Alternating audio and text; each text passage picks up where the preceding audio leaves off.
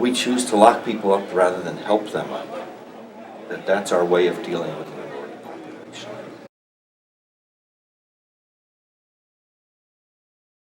Evidence of direct racial discrimination is prominent in sentencing outcomes.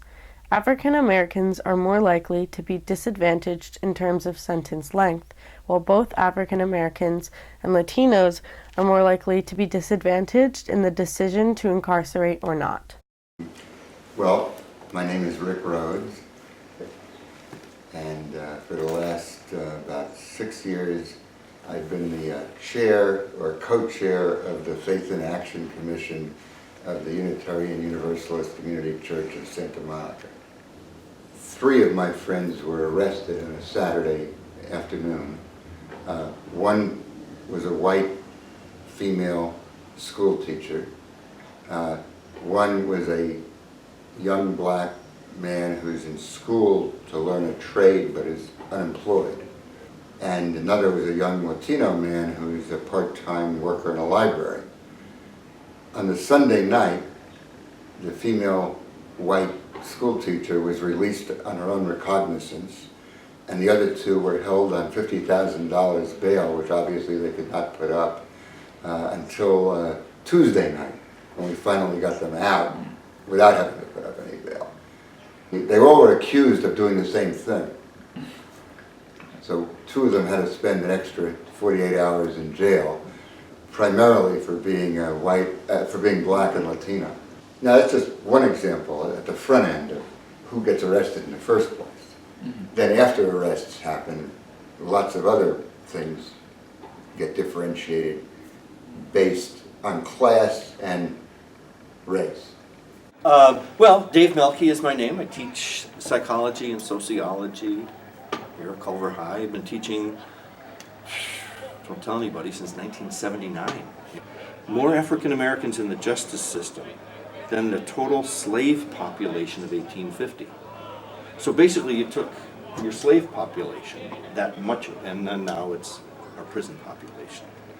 Clearly, there exists a dissimilar treatment of similarly situated people based on race, and this often occurs due to a racial bias among jury members. The jury pool looks a lot different than the accused pool, you might call it. So it's not exactly a jury of your peers. It's people who may have, some of whom likely have a bias that you're some kind of troublemaker in the first place. And even if you're not guilty of this, you're probably guilty of something. But they don't have to defend their verdict. You know, when a jury comes up with a verdict, that's it, that's their verdict. An example of this was a court case in 1986 in which James Batson was convicted of burglary by an all-white jury.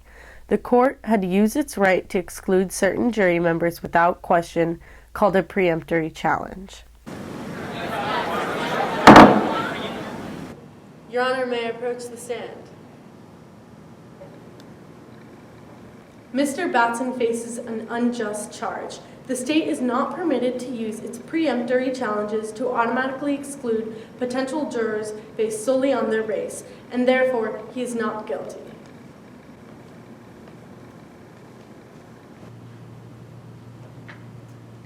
Please stand. This verdict was a violation of the Equal Rights Clause under the 14th Amendment, and therefore Mr. Batson is not guilty. This court case, Batson v. Kentucky, set the precedent that juries could not be manipulated based on race. Perhaps the origin of this racial bias in the courtroom started after the war on drugs.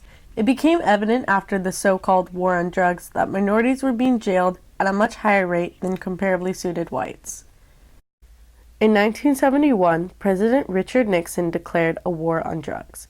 Federal drug control agencies were expanded, and there was an overall harsher attitude towards drug use. However, it was not until the 1980s, when Reagan began his presidency, that incarceration rates skyrocketed. The amount of people jailed for nonviolent drug-related crimes expanded 13 times. The people often incarcerated for these offenses were minorities, mainly those who lived in poverty. And essentially that was war on drugs, and the war on drugs was predominantly war on minorities. I don't think there was ever a war on drugs. Really? No. I think there was a war on some people who used drugs and some people who sold drugs. But in terms of actually preventing drugs, it's been proven time and over again that the only way to at least treat the surface phenomenon is drug treatment programs. They actually sometimes work, but the so-called war on drugs has never worked. One clear inequality that resulted from the war on drugs was the difference in sentence lengths for possession of crack cocaine and powder cocaine. We have two different sentencing protocols for crack cocaine and powder cocaine. It's all cocaine, right? But the crack cocaine is the inner city version, and the powder cocaine, that's what I'm going to do in Culver City, right? And I could get busted for that, and the poor black guy or the poor Latino guy can get busted for crack, but the sentences were incredibly disparate. The people went away for crack cocaine forever and ever, and the powder cocaine, it was a slap on the wrist. The book, The New Jim Crow, discusses the issue of racial disparities in sentencing. Written by Michelle Alexander, she argues, "We have not ended racial caste in America. We have merely redesigned it." Her thesis is we went from slavery to Jim Crow to now the new Jim Crow is, you know what we're going to do with African Americans? We're going to lock them up. And so her thesis is we went from the auction block, slavery, to the cell block. One question we must ask ourselves is, how do we fix these disparities? I would say in the long run, get rid of capitalism. I think the first thing you do is you stop the war on drugs. And you really reserve incarceration for violent criminals. Many of the obvious issues lie within the justice system. To correct the entire issue of racism within prison sentencing, we must change the entire system.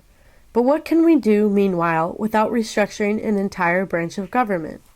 A number of people say, we're spending the money on these kids anyway, but it's much cheaper to educate you than it is to incarcerate you. One solution is to focus on putting more money into education and rehabilitation of prisoners. 68% of prisoners in 2005 were arrested for a new crime within 3 years of release from prison.